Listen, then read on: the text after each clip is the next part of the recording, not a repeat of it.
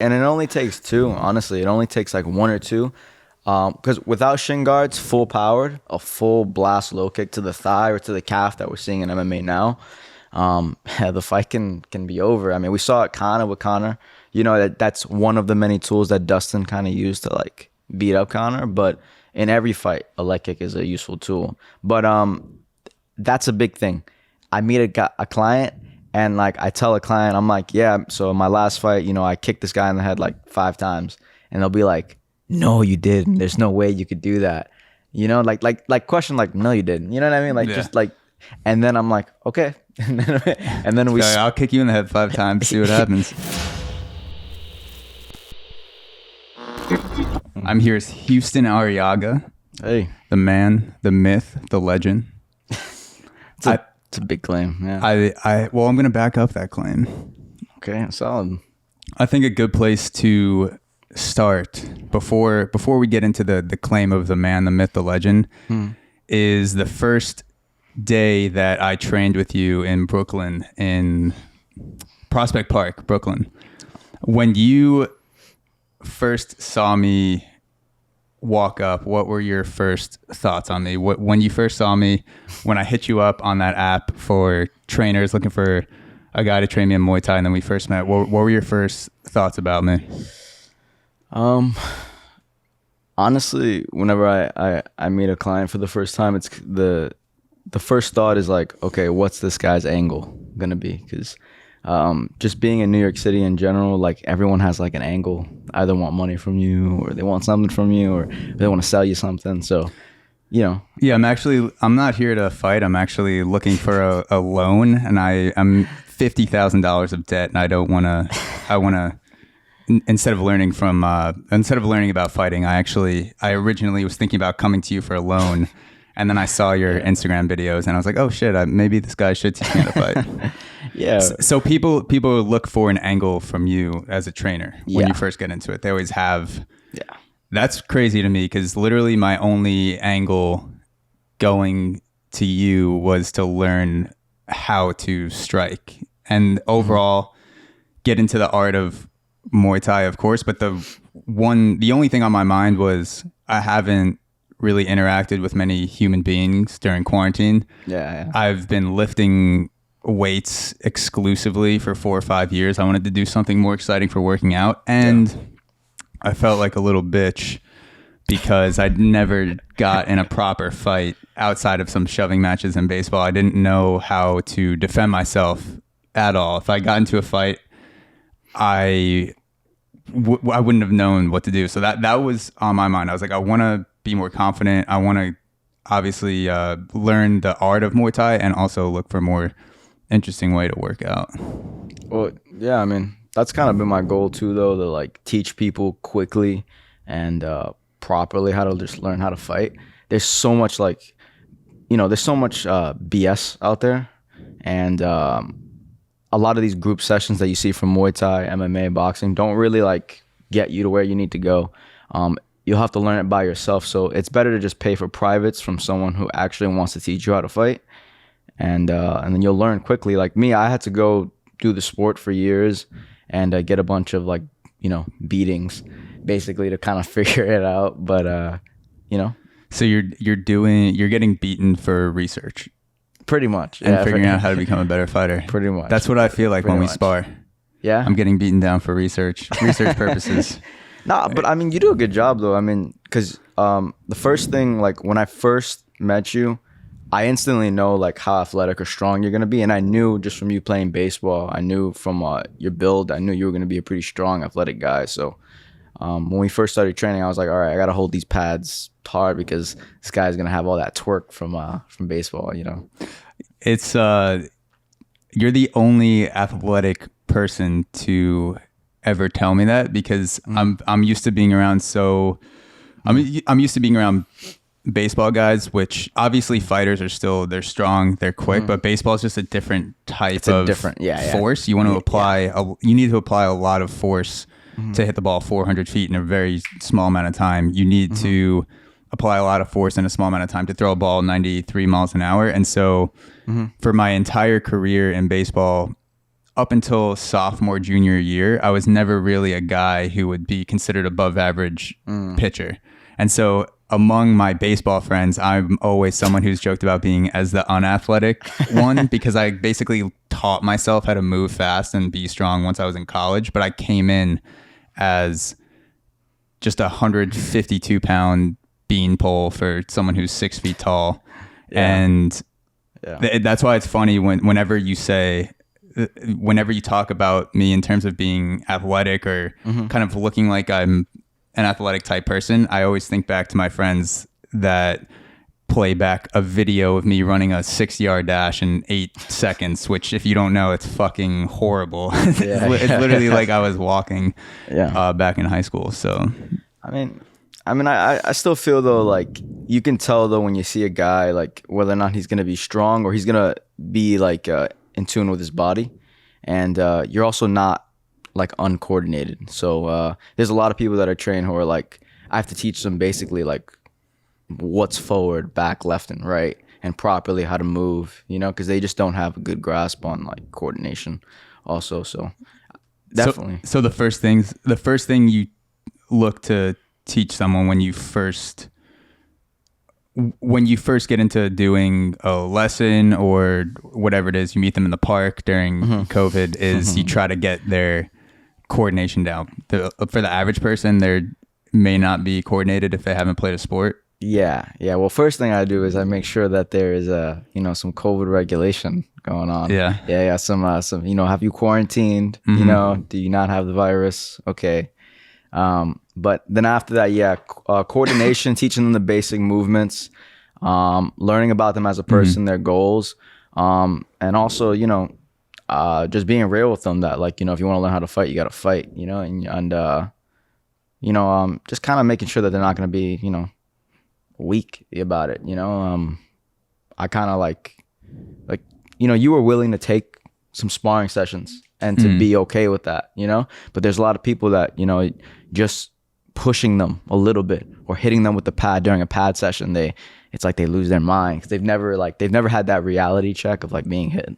So, well, that's part of what I wanted when you were saying that people have these ulterior motives, whether, I don't know, they want money or they want to fuck you or something, or like both. But both. Yeah, I'm sure the training, the dark depths, the dark web of the personal training world has its own marketplace. But for me, that part of getting hit was exactly what I wanted in doses at the beginning. Obviously, I didn't want to come in and just get fucking brain bashed the first day. Which if you did that, you would be a terrible. You gotta teach. What always stuck with me is the first time we sparred, you said, I'm not going to teach you or I'm not going to use anything on you that I haven't taught you to defend. And I appreciated that because I know I'm sure there's egos. Trainers are like anyone else where you have an ego or you want to show your client this is how capable I am or how powerful I am. So when you told me I'm going to only use the moves on you, I'm only going to kick you in ways I've taught you to defend, I'm only going to punch you in ways I've taught you to defend, that to me was like, oh, okay, like this is how I'm going to get better. He's going to throw shit at me, I'm going to learn how to defend it, or if it's if I don't know how to defend it, I'm going to learn it in the upcoming sessions, and then that becomes part of the game. So it's like you get power of learning a different strike, but then now you also have the responsibility of defending that, because if you teach me how to do a head kick or body kick, whatever certain combo, then that means that's up for use by you going forward as well. Yeah, no, I if I just go in on you, imagine the first time we met, I'm just like, yo, we're just doing a full 5-minute round, MMA sparring, grappling, elbows, knees, kicks, punches. You don't even know how to box yet. And I'm just throwing you in there. It's just not fair. So we started off with kick sparring. Yeah. First time we did kick sparring. I cried. Legitimately. I would say cried, I had some things going on in my life that were more personal. And then I would say about 50% of that was the pain, 50% of that was the personal stuff where I was going through some relationship things, and then that emotional shit that was going on in my life was, I feel like that pushed the pain past a certain threshold where any other day, not that there's anything wrong with crying, but it was like, yeah, it hurt. No, nothing. And then I sat down and I just started crying, and I had no idea what was going on. I was like, I literally couldn't stop it. Yeah. No, I kind of like, I'm used to that too, though. You actually are not the worst experience though. Like, just crying wasn't the worst. I've had people throw up on me. Yeah. Someone threw up on me one time. What did you, was it from a kick or a punch or something, or just at the end of a session? We were doing pad work, and they just got it was their first session, and they were just so tired. They were also a smoker. And the guy just, like I said, cross. He threw the cross. He missed the cross. I was like, okay, what happened? And then he just threw up on me. And I was actually at the gym that I train at, and I had to like clean it up and everything. But I'm used to like that kind of stuff happening to me and not being, a douche about it. You know what I mean? Like there are a lot of guys who I know who are trainers who are like kind of like dirtbags a little bit, like they're not dirtbags. They just, they'll make fun of you, And I've kind of like, I've thrown up after sessions. I've had sessions where like I've even cried, or just, you know what I mean? Just like being a fighter too is like, it's hard, where it's like, some days you're like the nail and you get your ass beat, and then, you kind of like, damn, like, why am I doing this? So I kind of understood your pain a bit when in that moment. That's why I wasn't really like, Yeah, and don't get me wrong, that those fucking kicks hurt like a son of a bitch. Like, and the shin guards, the shin guards that I had were a little bit short because I hadn't bought my own shin guards yet. Yeah. So yeah, that it was kind of right on the edge from where my shin guard started and my knee. Yeah. My shin guard stopped and my knee started, and like right in that gap. And I also wasn't spacing myself correctly. That's something I'm working on too. But I was like, holy fuck, that gave me a new appreciation for being kicked. Yeah. Because going into it, you see the visual aspect of fighting, especially in MMA. I feel like we talk about it. A lot of guys don't utilize their kicks or their checks as much as they could. And from watching UFC, the overwhelming factors to me were grappling and striking. And so I came in knowing, okay, I'm going to strike. And then once we started doing kicking, I realized how much I underestimated being kicked and how much it fucking hurts like a motherfucker, to the point where now if I couldn't run, because that would always be my first option, but if some dude came up to me and was like trying to start something, the first thing I would be thinking about is how can I just kick this guy in the leg so he can't walk.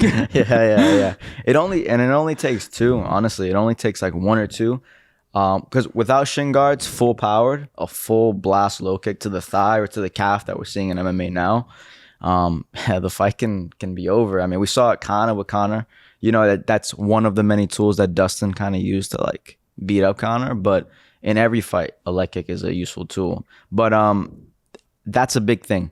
I meet a client, and like I tell a client, I'm like, yeah, so in my last fight, I kicked this guy in the head like 5 times, and they'll be like, no, you didn't. There's no way you could do that.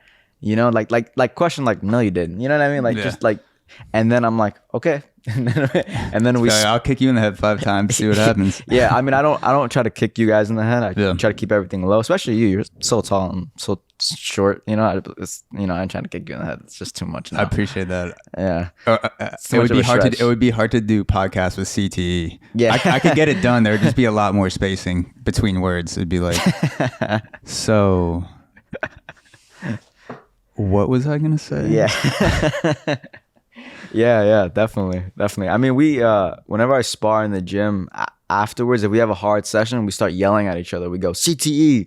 It's, I don't know. There's a bit of that, like a CTE chant, like cheerleaders. Give me a C. Give me a T. Yeah, it's pretty. Give me an E. It's pretty meatheady. But obviously, you don't want to get CTE. Yeah, we have to put that in as a disclaimer. We're anti-CTE on this podcast. Just in case the CTE gang comes after us. Yeah. So something I wanted to get into is how did you originally get into fighting and Muay Thai specifically? Because we met up, this was June of 2020. So you had already been fighting for, I think, 6 or 7 years. I've been doing by Muay then. Thai. Been 7 Muay years. Thai for 7 years. Yeah. How did you originally get into Muay Thai? What drew you to Muay Thai? Well, I started boxing when I was 6 because I'm Puerto Rican, half Puerto Rican, and like if you're Puerto Rican, you know the national sport is boxing, and everyone boxes on that island. Like it's part of the culture, and both my parents boxed, my grandparents boxed, and so that was great. I grew up boxing and competing in boxing, but as I got older, I don't know. I kind of distanced myself from my dad because my dad went to prison, and I ended up sort of like in a time period where I wasn't competing, and funny enough, I went to video games, and I found the UFC, the old UFC games, and I started playing that, and I was like, damn, this is pretty crazy. Then I watched WEC for the first time, and I don't know if you know Anthony Pettis. But The name sounds familiar. He's the guy who ran off the cage and did like a cage run head kick. And that was the first MMA fight I ever saw. And then after that, I was like, all right, I need to go to jiu-jitsu gym. I went to a place in the Bronx. I couldn't afford it. So I asked them if I could like clean the gym. And I was able to. And then I started competing in jiu-jitsu. But eventually, same kind of deal happened. Like I started like, after doing 6 years of jiu-jitsu, I kind of realized that like I was this boxing jiu-jitsu kind of guy, and I still didn't feel like fully I didn't feel like I could still use my full body, you know? And so I ended up looking for a Muay Thai gym in the city. And yeah.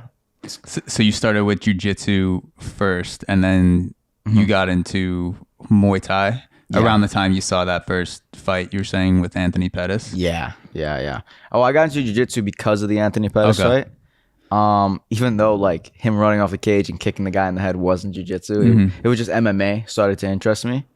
And then, you know, once I realized that that's not what you do in jiu-jitsu, I realized that Muay Thai was kind of the way to go because I was actually a really good boxer.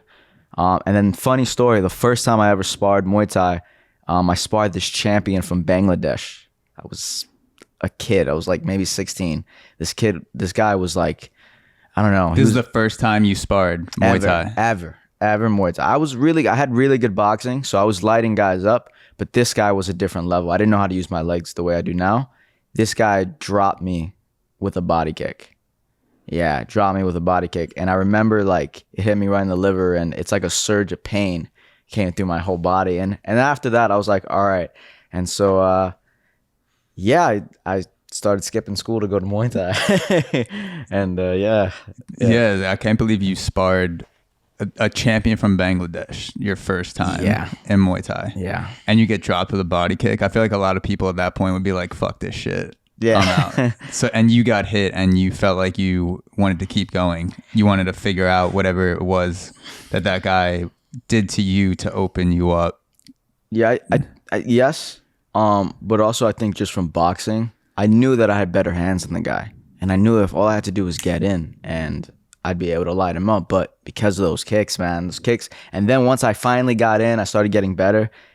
Clinch was a whole different world. Elbows, knees, tosses, throws, you know? Even with doing jiu-jitsu for a while too, like it was hard for me to stop them.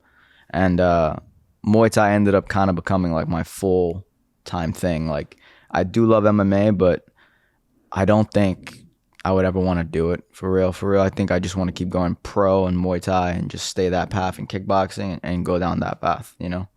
What makes you not want to get into MMA as much? Because you have the background in jiu-jitsu. You said you did it for a while. Yeah. So it seems like knowing how to grapple and strike and kick would be a good foundation to do some sort of MMA match. I'm definitely open to an MMA match one day for sure. But I think there's just something about like elbows, knees, kicking, punching, and just staying on the feet and just throwing down like that. There's something about it that the intensity, the speed, the culture, it's pure. Like MMA is very like, there's a lot of like talking trash now there's a lot of like this and that, and that's great for the entertainment value and to pay fighters, you know.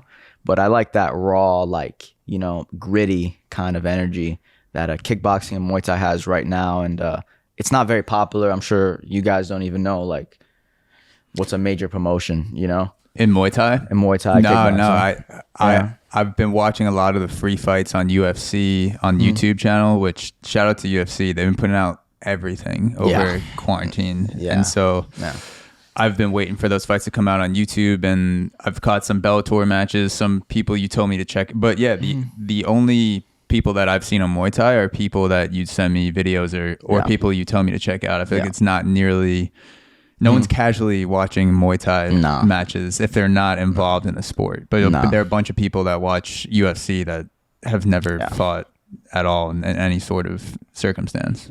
Yeah, it's unfortunate because Muay Thai has some like stellar characters and the best like there are friends that I have who spar guys in the UFC, and they give me like footage of them beating their, you know, behinds, you know, and like big name dudes. Big name dudes. That's like I see a video of my friend beating them up, and me and my friend go toe to toe.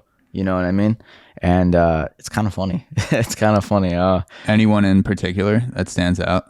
Nah, I'm not gonna blow up their spot. I'm not gonna blow up their spot. No, not like that. Well, let's go back to the story trash talking aspect of UFC. Yeah, because that is something that fascinates me, and I got into UFC within the past 4 or 5 years, so right around the rise of McGregor and seeing I feel like the UFC gravitates towards storylines and characters. So when you still have to win fights, of course, but it's like there's such a gravity of having a great storyline. And McGregor played up the Irish background, came from poverty, came from welfare. He created this whole story around him. He's trash talking and shit talking people, which kind of seems like off the cuff, but I think some of his genius is being able to think of the things that he's going to say to certain guys in press conferences, whether it's one-on-one or it's kind of the panel of UFC fighters, and he just fucking like picks dudes off regardless of what they say. They come at him and he has a response for everything. And as a podcaster, maybe he just does it off the top of his head, and he's just that type of dude. I wouldn't be able to do that. As a podcaster, I appreciate the content that he puts out outside of the fights, especially the trash talking storyline aspect of it. What's your take on, if you're going to be a guy that's in a promotion like UFC, you not only have to be a good fighter, but you also have to develop some sort of storyline or character around you, for better or worse? My take on it is that like McGregor was awesome, like inside the ring, outside the ring, and his trash talk was also like really funny.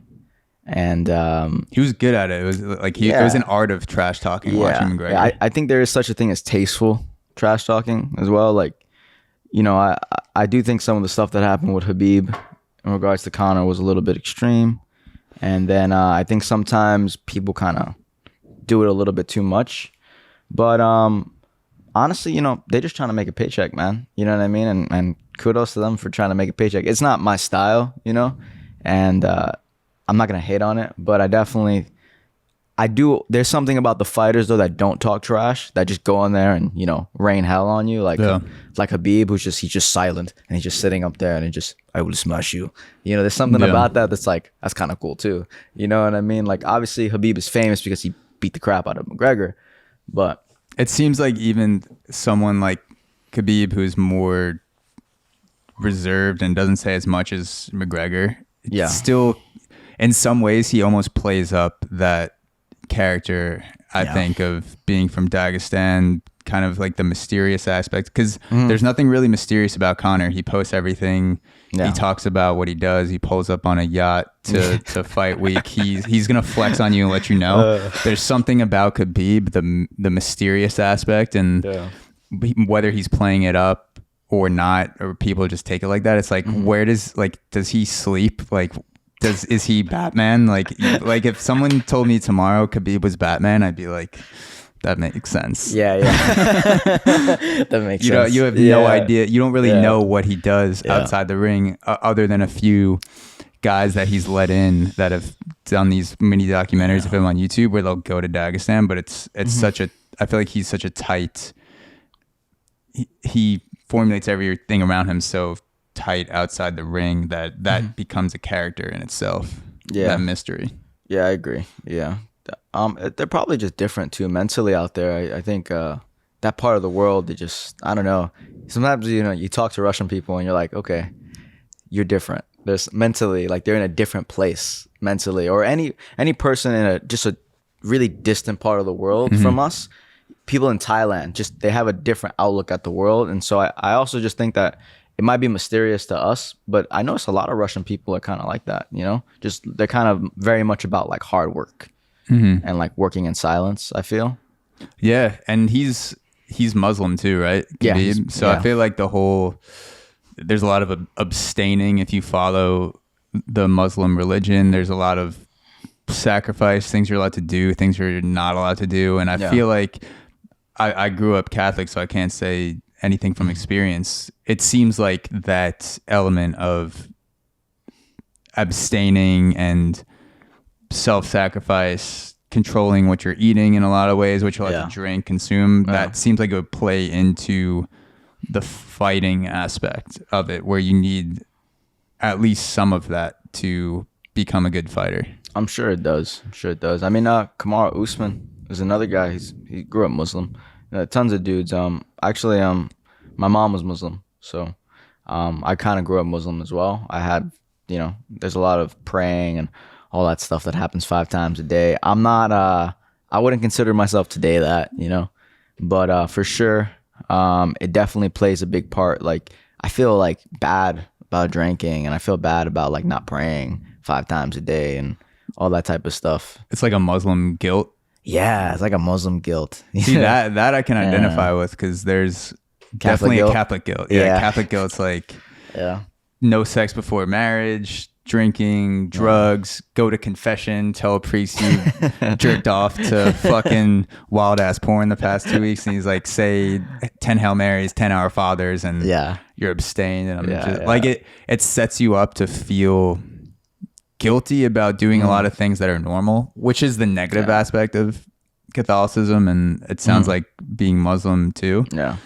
And there's a positive and negative to everything, I guess. With the discipline, definitely being Catholic, I don't know, maybe the guilt. The guilt doesn't feel good, but I'm sure it has some sort of useful value to me going forward, where maybe I wouldn't have done some of the dumb shit that I've done, or taken it as far as I would have if I didn't have religion. And I don't believe in God now. I'm an atheist, but I have like the programming of a Catholic. I can never get away from that. And I feel like there's just definitely some useful guilt going on that keeps me from going to a place that would not be good. Yeah, it would be dark. Yeah. I mean, I definitely, I've been to some dark places personally, but I don't know.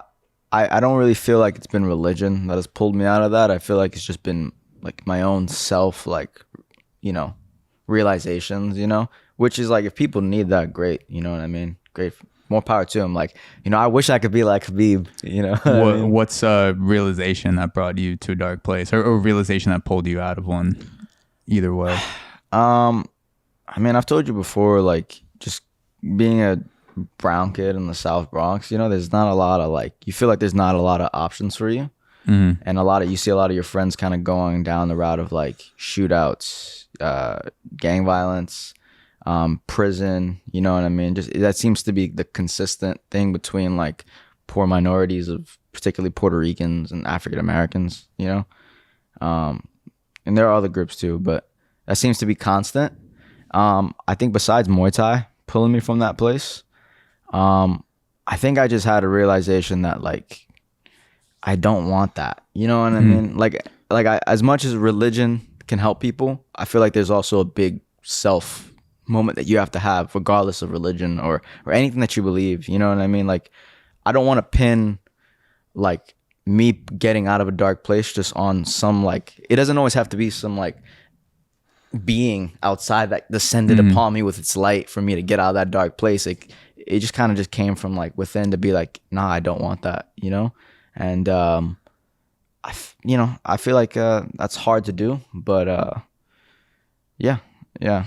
So seeing a lot of your friends or people you knew in your neighborhood go down a path, whether it's violence or prison, that cultivated some sense of within of you not wanting to be in that same place. Yeah, no, definitely. Also, I did want to talk to you about this on the podcast because I thought it would be a good topic. Yeah, for sure.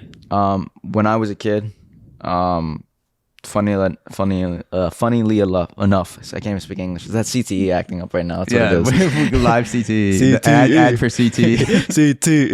CTE. Yeah, when I was a kid, the SWAT team bust into my home, and I was in the shower with my mom. I was a baby, and my mom was giving me a bath, and my father, I told you, went to prison, and that is a big moment for me. So you vividly remembered. Yeah. How old were you? I was really little. I was maybe one or two. But I remember my mom had me with both her hands. She was dipping me inside the bathtub, and we just heard a big ba-doom on the door, and then I see my mom open the bathroom door, and I see my dad fighting the SWAT officers, and to this day he still has like a scar on his head from getting to the end of his head because he assaulted one of the officers. But yeah, that was a big moment for me, and that's like one of my first memories as a kid. That's a fucked up first memory to have. I think my first memory, I was like drinking fucking milk or something from.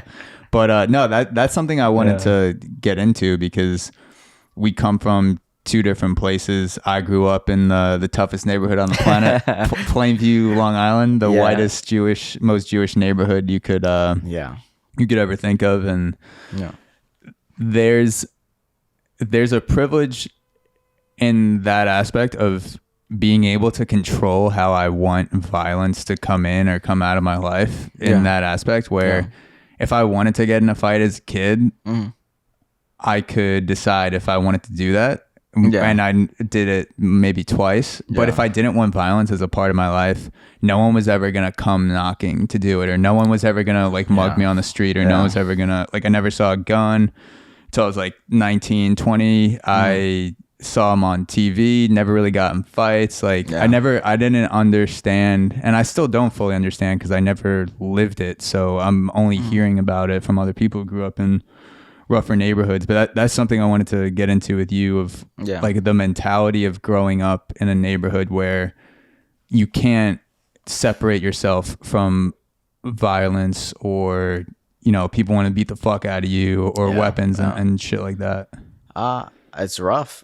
it's rough. I don't want to make a big like disparity between me and you to be like, oh, you can't understand. I think you could if you just look long enough. You know what I mean? You'll see. I could understand at some level, at a deeper level. I don't think I'll ever be able to understand it at the depth of someone who grew up in that type of neighborhood because. There's one thing, just like you'll never be able to fully understand what it's like to grow up in a white Jewish neighborhood. Like all this shit that goes on where I'm just like, that's like the typical like Long Island thing. Like, so, but like could you speak a little bit about what it was like navigating that element of growing up in the Bronx and being in situations where it was just part of growing up in the area, whether it was like violent or people trying to fuck you up, and because violence came into your life before you allowed it, which was not the same with me. First time I saw a gun, I was like 11 or 12, and someone gave me a gun. It was my grandfather. I freaked out, gave it to my mom. I was also just like a kid who didn't want to be involved in that kind of stuff, so I don't know why that was the case, and I think Muay Thai for sure, boxing for sure kept me away from that kind of stuff, but I definitely got entangled with it somehow. More than anything, I think it's a mentality that if you don't grow up with, it's hard to get, like I think from the outside looking in, you know, people see like what's wrong with these neighborhoods? How come there's all this and that going on? How come you see that cracked out dude at the MTA train station, you know, just sitting there yelling at everyone? But there are like societal reasons for why that's the case, you know. And you know, the difference is between like say a neighborhood like where maybe you would have grown up or versus where I would have grown up is that like those people that are in the train station live in my neighborhood, you know. And I definitely think, you know, I don't want to get too deep into like history and all that stuff like that, but definitely, you know, slavery plays a part, you know, of things, you know, and just the effects that people haven't answered from those things. Not to make, you know, excuses for anyone, but I think the hardest thing about those environments is just remembering to check your ego. That will keep you alive most of the time, because even though I can fight really well, you know, I'm not afraid to admit that like there are plenty of times in my life growing up in those environments where I had to be like, yeah, I'm going to back down from that situation because I don't see the good outcome. And then even in an environment like New York, if a dude assaults me, pulls out a knife, come attacks me, and I smoke him with like a hook cross, you know what I mean? And a low kick, you know? I still got to go to jail because this psychopath that you couldn't protect me from assaulted me. And that's the reality in a lot of these neighborhoods for kids, is like, even if you defend yourself, you're going to jail too. And you know, that's like I said, ego checking was the biggest way for me to navigate through it. Yeah. You know, we talked a little bit about this too, but there's a certain amount of stress that's good for you. And growing up in a suburb like Plainview allowed me to, and with the help of my parents also, who played an immense part in who I am today, that allowed me to bring stress into my life in a controlled way where they would let me ramp it up or be like, this is too much, like maybe we'll cut it off, and then I'll be like, no, like fuck you mom, like I'm gonna do this anyway or whatever. But being grown up in a neighborhood like that allowed me to kind of have a valve of stress where I could turn it up or turn it off if things got too much. And it sounds like from where you grew up, it was more like people can't really control whether it's being in physical danger or not being able to pay for shit. Like there's a certain amount of stress that once you go past that, it's not good for you anymore, and it just fucking breaks you down. And walking around, like if you're fucking people are trying to physically threaten you or you can't pay for shit, you're just angry. Like it's hard to be a good person and lift yourself out of that environment. And when I said I don't understand where you come from, I mean it more like that. Like I've only been able to do what I have done or what I haven't done with the tools that I've been given from where I've grown up, genetics, how my parents raised me. And so I've experienced being able to do hopefully great things and a lot of shitty things too with those settings, like with that programming. I don't know what it's like to there has to be a certain amount of like weighing on you and emotional shit, physical shit that eventually just breaks you. And it seems like a lot of people, when they're like, oh, like, you know, lift yourself out of your boots, like from your bootstraps out of the hood. Like I used to kind of be like that when I was a teenager. I was like, why can't these people just like go study in the library and like go to school and like lift themselves up out of their bootstraps when like my parents were paying for all my shit till I was like 18 but there's definitely an element of being in that environment and the stress getting too much to where it would fucking break anyone. If I was in the same situation, I would have definitely turned out a lot differently. Yeah, I feel that too. And you're right. There's a certain level of pull yourself up by the bootstraps that is required. But man, I gotta say, man, it's definitely more than that though, for sure. In these communities, like if you go to the South Bronx, you go to Harlem, like, and I know people like to say like, oh, Harlem's hipsters now, you know what I mean? It's not. They're crackheads on every part of that area. The projects are still full of minorities, still all the same violence. Kids, the same kids whose dads went to prison, they're going to prison, and now they're having kids with no dad around. It's the same cycle happening over and over again. And the main thing I felt like growing up in the Bronx was that I felt we were forgotten about. And so, you know, in order for me to get out, I had to be like spectacular at something. You know, fighting was that for me, you know, and that allowed me to like meet different kinds of people. I started having clients in high school, you know, but I have to admit that like once I left the Bronx and I started going to the city in Brooklyn a lot, which was like a different world for me, I was uncomfortable around like other kinds of people, particularly white people.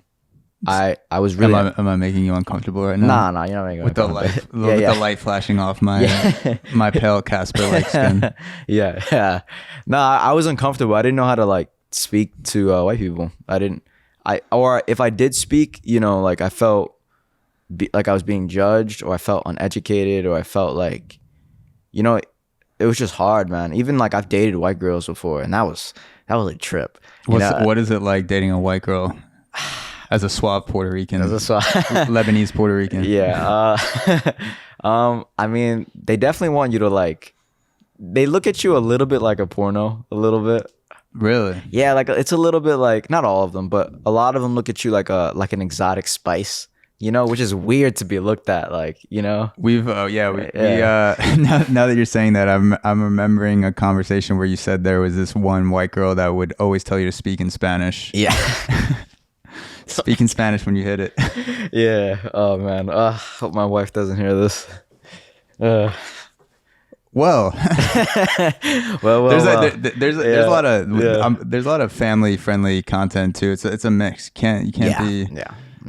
Can't be. Yeah. But yeah, so something I wanted to get back to is the internal drive that you were talking about before, as learning how to fight when you were a teenager and growing up in the Bronx. Do you think that gave you the level of personal accountability to, like, quote unquote, lift yourself out of that situation? Not that it was that simple, but it seems like everyone's always on one side of the spectrum or the other. One side of the spectrum is everyone's fucked that grows up poor. No one can ever help themselves. They need to have everything handed to them. And then the other side is, no, you have to be personally accountable for 100%. You lift yourself up. You don't need any help. And there's definitely a space in the middle where you can acknowledge that, sure, people need to be personally accountable, but also there are a lot of people that need help to get to a level where they can survive first and not worry about a bunch of that bullshit. Yeah. Do you think Muay Thai gave you that level of a personal accountability that allowed you to kind of escape the fates of other people you knew? Definitely. I definitely think that. Because, you know, like being like 17, fighting like grown men who are like pro Muay Thai fighters in their 30s who are like 6'4", and this being that age, or doing jiu-jitsu and taking down a dude who's like 3 times my size at that age, you know, I think it made it easier for me to go through those environments and be like not afraid, and therefore not make it an ego thing. You know, because if I see a dude who's coming at me on the train, he's yelling at me, or just some guy in the hood, you know what I mean, who's threatening my manhood in that moment, you know, because I've kind of proven to myself already in another environment, you know, I don't need to prove it here. And then because I've dealt with like being hurt before physically and having to keep fighting in life, when stuff got hard, you know, it wasn't that hard. It wasn't as hard as getting kicked in the head. Yeah. You know, so I definitely think it definitely helped. Yeah. That's something I wanted to ask you is in a controlled fight where there's a ref, it's a competition. You're not just brawling with some dude on the street. Yeah. What is it like being in the ring with another man who's trying to beat the absolute fuck out of you? That's not a sparring session. Yeah. I've never been in a situation like that where it's a sanctioned fight. Ref is there to stop it if someone's gonna fucking die. But other than that, like you gotta beat the fuck out of the dude or get the shit beaten out of you. What is that like? Well, first of all, it's fun. It looks fun. It is a good time. It is a good time. For the winner, it looks fun. Yeah, for the winner. Yeah, but I think it's tiring more than anything. That's what people don't really anticipate. I think the first fight you have, which I hope you get to compete amateurly one day, you'll realize like, holy like, like it's that 1 minute, that first minute you're in there, you're just exhausted. And because everything is so heightened, you don't really feel everything in the moment, but once you're done, I definitely, my jaw is like hurting. And I'm like, there are fights where like I fought dudes and I just like finished them quickly, but I didn't realize they hit me. And then after the fight, I'm like, wow, my jaw feels like, I think everything's faster paced, especially when you're in there with a fighter too. Like they make reads that are very quick, and so like one mistake, they see that mistake, and you can never do that again in the match. It's you threw your jab a little low in that one moment. So you have one chance to do something with a good fighter, and then if you get through, they'll most likely make an adjustment. Yeah. So, something I didn't realize too is what you alluded to is the cardio aspect of it. This cardio aspect of fighting, even in sparring or doing rounds with pads. For whatever reason, I don't. As someone who was just watching fighting up until 8-9 months ago, I never really thought it was going to be an insane cardio workout. Because I guess maybe because how easy the guys make it look.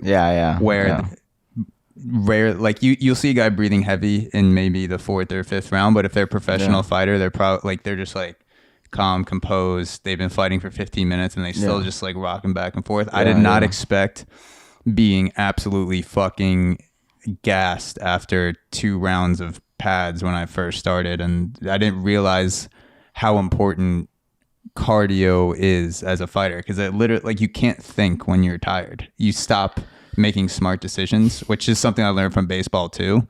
It's just a different, trying to throw for 7-8 innings is its own type of cardio, where you're applying a lot of force, 90, 100 times, however many pitches you throw, and then you have 30 seconds to kind of gather it and then apply as much force as you can in between pitches. But to like have to constantly have your hands up, be thinking about, okay, how is this dude gonna hit me? How is he not gonna hit me?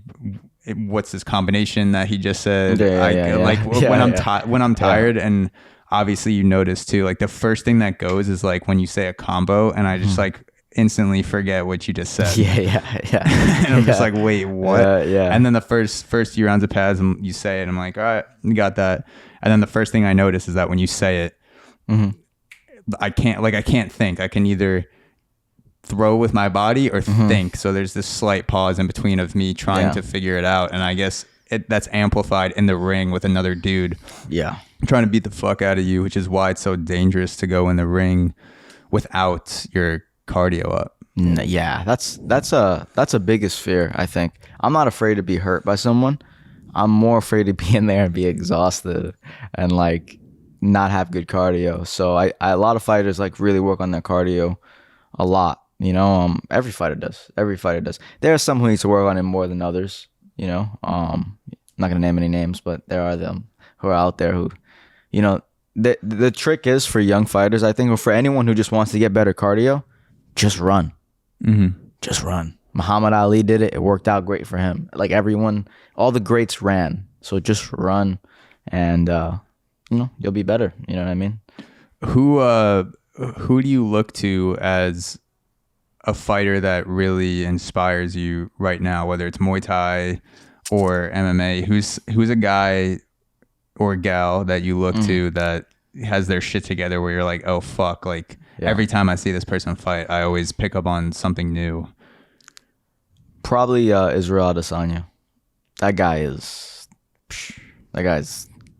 he's an artist, bro. Like what he does in there is like, it's a piece of art. Is there anything in particular that stands out about his game? Because he, as someone who sees him and doesn't really know exactly everything he's doing from a technical standpoint, like he's so far ahead of me, obviously. Like I can appreciate it, but I don't understand it fully. Is there something that he does that sticks out to you that maybe a casual fan misses, where you see it and you're like, oh fuck, like this is the reason why he's successful?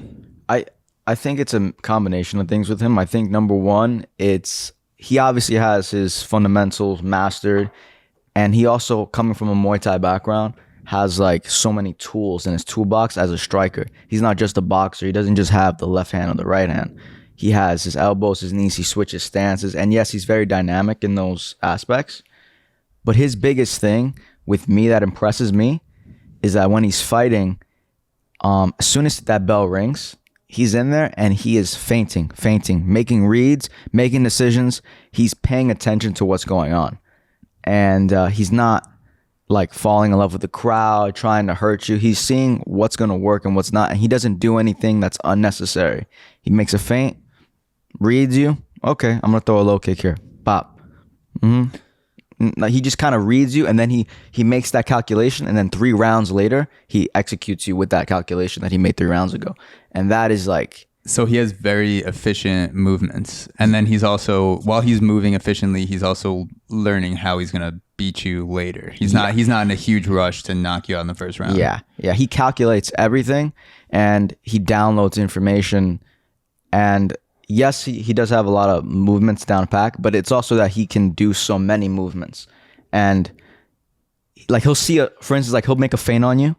He'll see an opening and be like, okay, if I throw the left hand, that might be a little short. There's this kick that maybe I could throw it, but like maybe you've never thrown that kick. He'll just throw that kick. You know what I mean? He'll just make whatever adjustment. He'll make up that combo to throw that thing and just do it and attack you and hurt you. You know, and that's what I like about him. You know, the read and then the ability to just execute whatever maneuver he needs to in order to hurt you. Yeah, it seems like he's very calculated with what he does. Yeah. That's something that I feel like started to click for me in a very small way around the 5 or 6 month mark since we've been training, is how calculated and how sort of mathematical fighting is, where if someone throws a jab or jab cross, feint, body kick, there are all these little sort of defenses where you can decide, all right, am I going to get out of the way of this? Am I going to strike when this happens? Am I going to get out of the way then strike?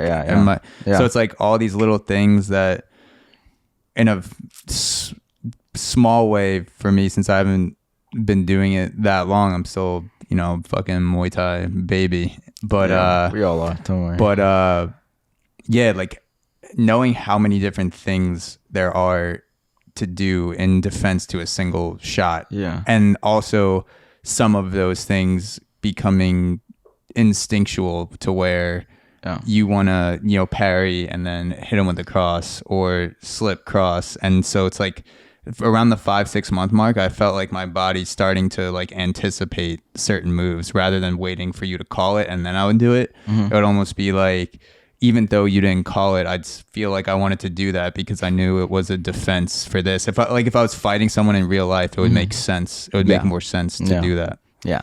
That's good. That's good that you realize that. That's a good thing. Good teacher. Yeah. Thank you.